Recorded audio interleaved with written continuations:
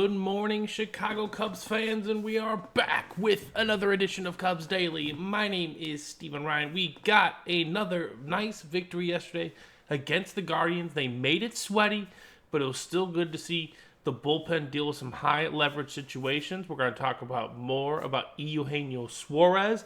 He is a new name that's been circling the rumor mill for this Cubs team.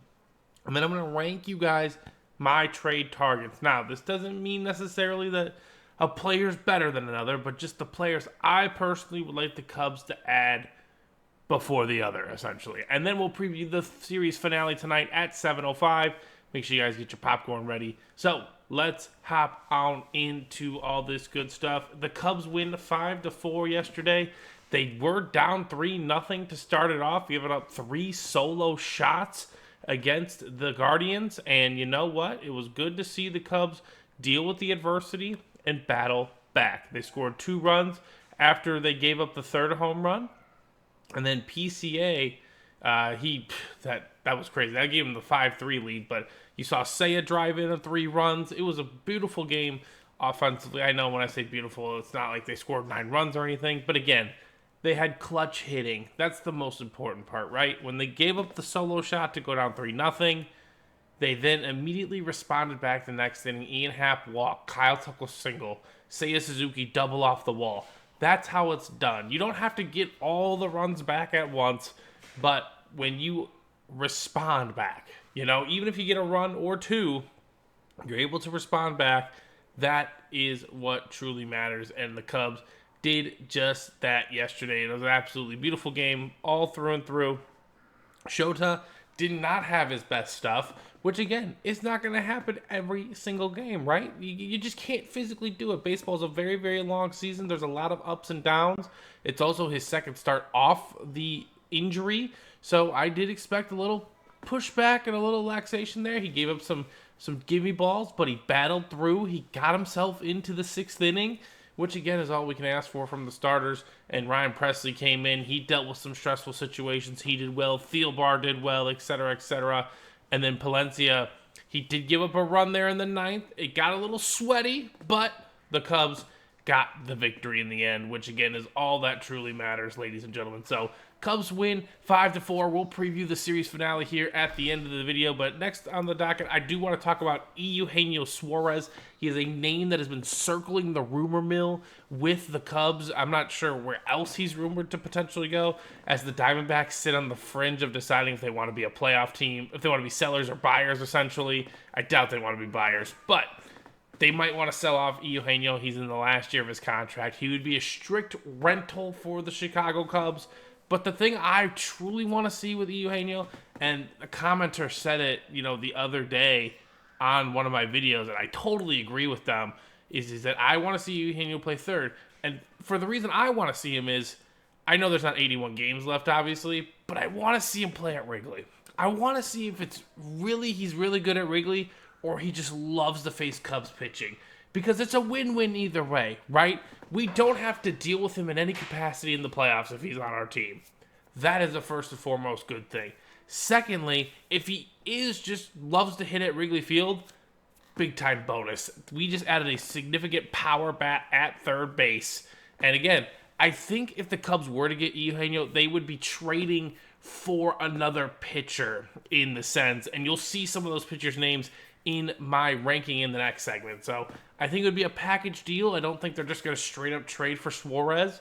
But if the Diamondbacks want to throw him in, I'm absolutely A-okay with giving him a little run at third base. I mean, he has 26 home runs on the season so far. So no offense to Matt Shaw, who just isn't there yet on the offensive side. Defensively, stud. Matt Shaw will be the third baseman of the Chicago Cubs for a very, very long time. But on that end, adding Suarez offensively would just put this team over the top in that aspect. And once the Cubs get a big enough lead, you can sub Matt Shaw in and he can play defense the rest of the way. So let's get right into it, ladies and gentlemen. I want to hear your guys and gals' comments on not the list ranking per se. I want to hear your guys and gals' comments on who do you want the most out of this deadline, okay? Which player would you like the Cubs to go and get? Which prospects are you most affordable to give up in this situation? That's what I want to hear. Now, I'm pretty lax on the terms of, the prospects. I'm pretty okay with giving up most of our prospects. You know, I've seen it before. Obviously the prospect game has worked out for the Cubs. It also hasn't worked out for the Cubs. I've seen both sides. Generally speaking, if I'm trading for major league talent that's already proven and done very well, I am much more in favor of that. So, let's take a look here at our rankings. Now, again, I want to caveat the situation. I am not ranking them by which player I think is best, okay? I'm ranking by which player I would like to add most to the team. Generally speaking, you do want to add the best player, but sometimes the best player isn't necessarily the best fit for a ball club, right? So let's take a look here at what I whipped up. These are my top trade targets that I would love for the Cubs to trade for. Now, they're all pitchers, okay? Suarez, who I mentioned, is not on this list, and the only reason he's not on this list is because I think if we trade for number 2 or number 4, he would be a throw-in in that deal as well. So I think that's where the Cubs would find a way to get him on the team. So let's start with the number 1. I want Sandy Alcantara. I think he's an absolute stud. I know, former Cy Young Award winner. Hasn't really shown a lot of success this year. I just think, generally speaking, when you come to a winning team, you're going to do so much better. So I think the potential is still there for Sandy. I have to imagine that he would be an absolute excellent addition to this staff. Now, in terms of prospect cost, I don't know where we're at on that front for Sandy, but I'm pretty much willing to give up, not anyone and everyone for him, but there's some guys I'm willing to give up. Zach Gallen. I've seen Zach Gallen help the Arizona Diamondbacks get to a World Series.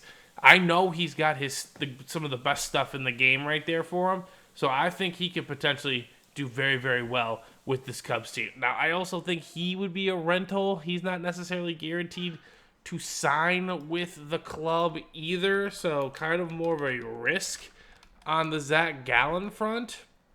But hey, let bygones be bygones. Yeah, so he is going to be an unrestricted free agent in 2026. So, yeah, he would be a little bit more of a rental, but maybe the Cubs can sway him on a deal. Johan Duran has to be one of the best closers in baseball, and the Twins are flirting with deciding whether they want to be, they want to try and contend or they want to sell players on the team. Another package deal that I've seen is Johan Duran and Joe Ryan. I would not mind that on the squad whatsoever. Again, Merrill Kelly, kind of in the same boat as Zach Gallen. I don't think Merrill Kelly's necessarily the front of a staff, but I think he does add some good depth to the team. Mitch Keller has a sensational contract that the Cubs could trade for, and he would add great depth to the front end of the staff.